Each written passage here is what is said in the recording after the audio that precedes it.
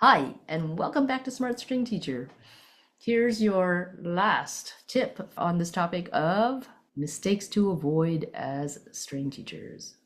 My name is Grace Law, and I love sharing tips with you to help you avoid the mistakes I made and help you achieve more with your students sooner than I did. All right, what we're going to talk about today is air bowing. And I love using air bowing. And what do I mean by air bowing? That's mocking the bowing strokes in the air with your students. So what I want you to avoid doing is doing air bowing horizontally. Okay, so why? Why would you want to avoid doing that? Because it seems to be the most similar to actual bowing, right? So it makes sense. The problem with that is, especially with beginners, is twofold. Number one, you don't have enough space. They're going to hit each other, and you want to avoid that. You want to avoid creating any kerfuffle in your classroom, especially if you have younger students. And number two, the more important reason is because without the instrument holding their bow up, it really stresses their bow hold to hold the bow horizontally. Okay, and you don't want to introduce stress into the bow hold or tension into the bow hold.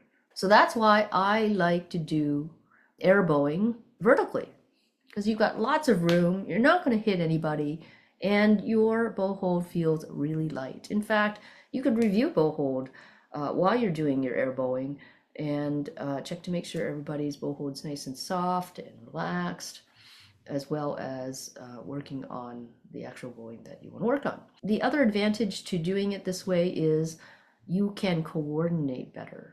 Okay, you can coordinate how far you go up and down and make sure everybody's using the same amount of bow or getting the same height or using the same area of the bow.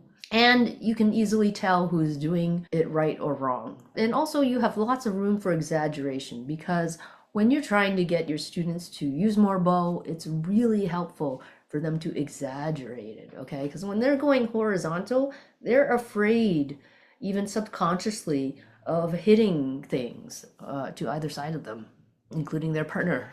When you air bow vertically, you give them a lot more freedom to move and to activate that arm so that it moves. And then they'll feel more comfortable covering that much distance when they actually go to bow.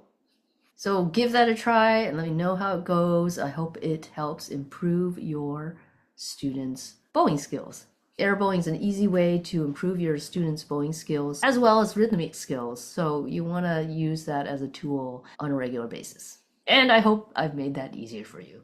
If you followed all 5 tips on mistakes to avoid as a string teacher, congratulations. Thanks for following me. If you want to learn more from me, make sure you check out my courses at smartstringteacher.com. And if you want some of my free resources, feel free to check out my website and sign up to download my free stuff. Have an amazing day, and we'll see you in the next series of videos.